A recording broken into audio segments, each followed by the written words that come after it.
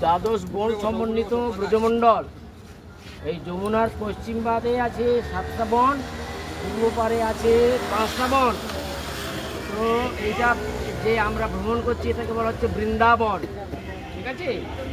এই বনটার নাম কি? বৃন্দাবন। এই যমুনার পশ্চিম তীরে বৃন্দাবন পঞ্চকোশী পরিক্রমা, যা পঞ্চকোশী পরিক্রমা বাইরে যা আছে এর মধ্যে সপ্তাহ আছে। তা আমরা একটা আউটার মানে বাইরের থেকে পঞ্চকোশী পরিক্রমা করছি। এর ভিতরে মানে 7টা দেবালয় আছে, নিকুঞ্জ নিধু বন আছে, গোপেশ্বর শিব আছে। 5টা শিব এই ব্রজমণ্ডলে অবস্থান করে এই ক্ষেত্রকে সুরক্ষা প্রদান করছে। শিবের কৃপা না হলে ভগবানের কৃপা পাওয়া মুশকিল আছে।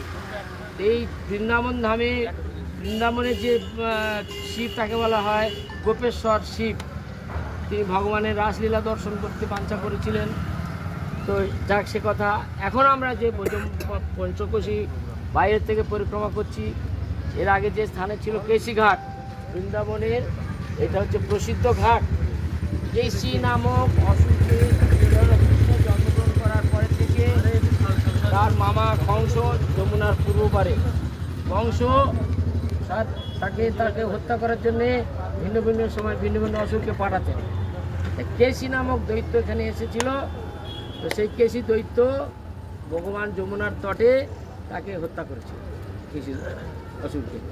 সেই জন্য সেই ঘাটের নাম কেশি ঘাট। ভগবান এর সঙ্গে সঙ্গে অনেক কথা। তো সেই কেশি ঘাটে পরম পবিত্র ঘাট, যে ঘাটে ভগবান অবস্থান করেছিলেন, তাকে নিধন করেছিলেন। তো সেই ঘাটে আরতি নিবেদন করা হয়, যমুনার কাছে প্রার্থনা করা হয় যাতে আমাদের মধ্যে যেন হৃদয়ের অসুরতা না থাকে, মনের অসুরতা না থাকে।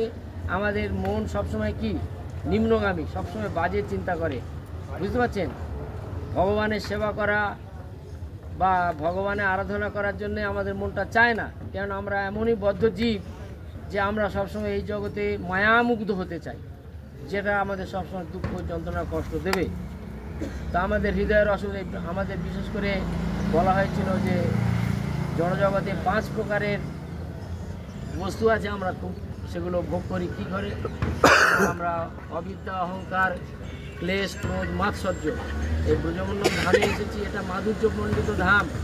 এখানে প্রত্যেক পদে পদে অপরাধের বিচার আছে।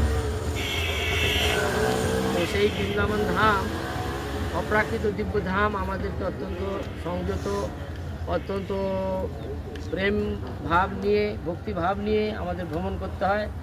এবং এই সমস্ত গুণাবলী আমাদেরকে পারস্পরিক রাখতে হবে। এর মধ্যে আমাদের পারস্পরিক কোনো মাৎসর্যতা যেন না থাকে, কোনো যেন মনে ক্রোধের বা রাগ আসলেও, ক্রোধ আসলেও কোনোভাবে প্রকাশ করা যাবে না। মুখ সেলাই করে দিতে হবে, বন্ধ করে দিতে হবে।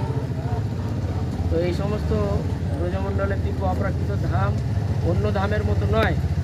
যেমন মথুরা বলুন, দ্বারকা বলুন, সেসব ধামে ভগবান রাজা মানে পাদুকা ধারণ করেছিলেন, ছত্র ধারণ করেছিলেন, এইসব ব্যাপার। কিন্তু ব্রজভূমিতে ভগবান প্রত্যেকটা রজে ভগবানের সঙ্গে সম্পর্কিত। প্রত্যেকটা ধুলিকণা, এমন কোনো বৃক্ষ নেই সেখানে ভগবান থাকেনি, দাঁড়ায়নি। এমন কোনো ধুলি নেই সেই ধুলিতে ভগবানের পা পড়েনি। সেই জন্যেই বৃন্দাবন এত মাধুর্যময় ধাম। ভগবান কখনো পাদুকা ধারণও করেননি, ছাতা ধারণ করেননি। লক্ষ লক্ষ গোবাছুর তিনি করেছেন। এই জন্যে বৃন্দাবন ধাম অত্যন্ত মাধুর্যমণ্ডিত ধাম।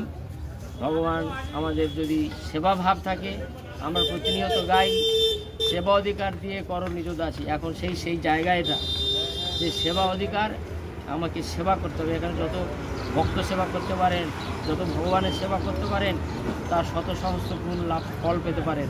আর তাছাড়া এই যে কার্তিক মাস, এই কার্তিক মাসে ভিন্ন ভিন্ন সেবায় যারা অংশগ্রহণ করে তারা তার হাজার হাজার গুণ ফলপ্রাপ্ত হয় এবং ভগবান তার প্রতি যথেষ্ট সন্তুষ্ট হন, খুশি হন। সেই জন্য এই কার্তিক মাস ব্রজধামে সমস্ত গৌড়ীয় বৈষ্ণবরা আসেন, পরিক্রমা করেন এবং বিভিন্নভাবে আমাদের বৃন্দাবন ধামে হাজার হাজার লক্ষ লক্ষ যত ভক্ত খাট, কোনো পয়সা লাগে, পয়সা লাগে। কিন্তু আমরা বিকেল পরিক্রমা করার পরে পরিষ্কার পরিচ্ছন্ন দুপুরবেলা 2 থেকে 3টের মধ্যে সেখানে সবাই মন্দিরে আসবেন, প্রসাদ পাবেন। তারপরে এর ভিতরে যা আছে আমরা ডাইনে রেখে পরিক্রমা করছি। এর ভিতরে যা আছে এইগুলো সব দর্শন হবে যদি চান। হরে কৃষ্ণ। সবাই একসঙ্গে থাকবেন, সময়ানুবর্তিতা মানবেন। আর